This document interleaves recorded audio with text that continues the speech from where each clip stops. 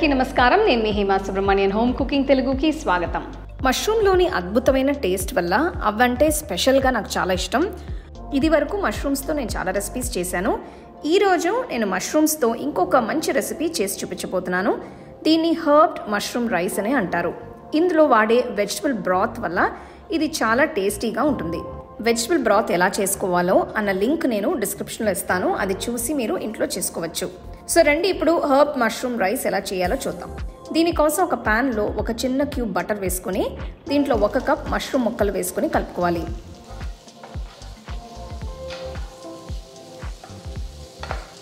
ఇందులోకి మీ టేస్ట్కి తగ్గట్టు కొద్దిగా ఉప్పు, మిరియాల పొడి వేసుకుని బాగా వేయించుకోవాలి. ఈ మష్రూమ్ ముక్కల్ని మరీ లావుగా మరీ సన్నగా కాకుండా మీడియం సైజులో కట్ చేసుకోవాలి.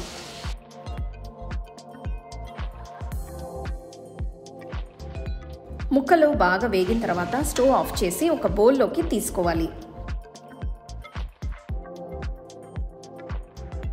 ఇప్పుడు ఒక పెద్ద ప్యాన్లో 1/2 కప్ అంతా బటర్ తీసుకోవాలి. బటర్ వల్ల చాలా మంచి ఫ్లేవర్స్ రైస్కి వస్తుంది. ఇందులోకి 2 టేబుల్ స్పూన్ల సన్నగా తరిగిన వెల్లుల్లి,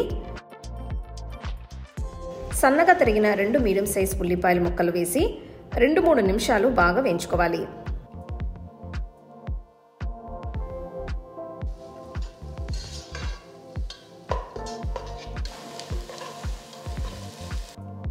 ఉల్లిపాయ ముక్కలు మగ్గిన తర్వాత 800 గ్రాములు మీడియం సైజులో కట్ చేసుకున్న మష్రూమ్ ముక్కలు వేసి కలుపుకోవాలి.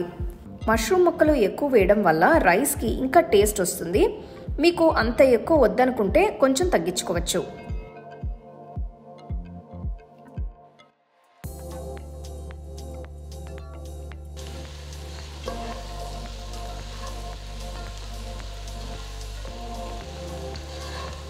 నెక్స్ట్ 1 టీ స్పూన్ ఉప్పు, 1 టీ స్పూన్ మిరియాల పొడి, 2 టీ స్పూన్ల చిల్లీ ఫ్లేక్స్, 3 టీ స్పూన్ల ఇటాలియన్ సీజనింగ్ వేసి కలుపుకోవాలి. ఇటాలియన్ సీజనింగ్ మీకు అన్ని సూపర్ మార్కెట్స్లో దొరుకుతుంది.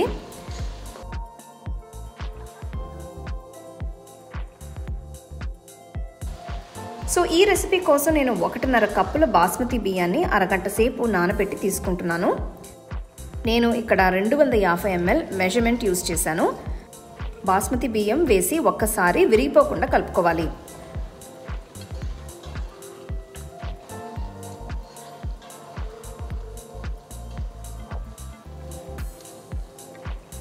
ఒకటిన్నర కప్పుల బియ్యానికి నేను 3 కప్పుల వెజిటబుల్ బ్రాత్ వేసుకుంటున్నాను. ఈ రెసిపీని వెజిటబుల్ బ్రాత్తో చేస్తే దీనికి రావాల్సిన టేస్ట్ వస్తుంది. నార్మల్ వాటర్తో చేస్తే అంత టేస్ట్ రాదు.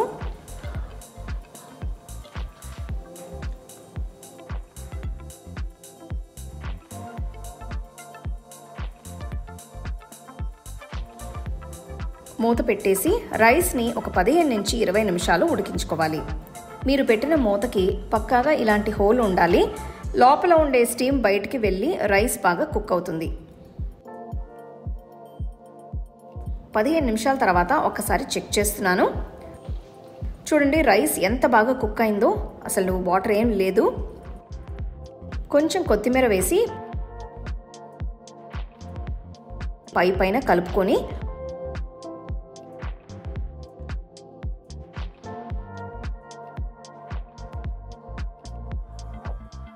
ఒక 5 నిమిషాలు పక్కన పెట్టుకోవాలి. 5 నిమిషాల తర్వాత ప్లేట్లో మార్చి సర్వ్ చేసుకొని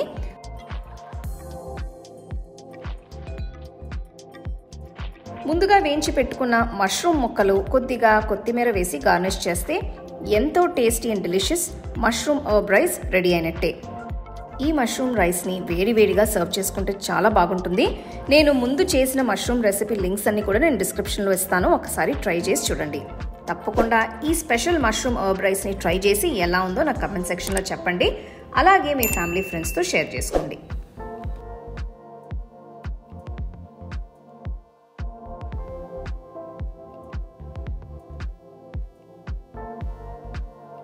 You can now buy the second edition of our home cooking book at shop.homecookingshow.in.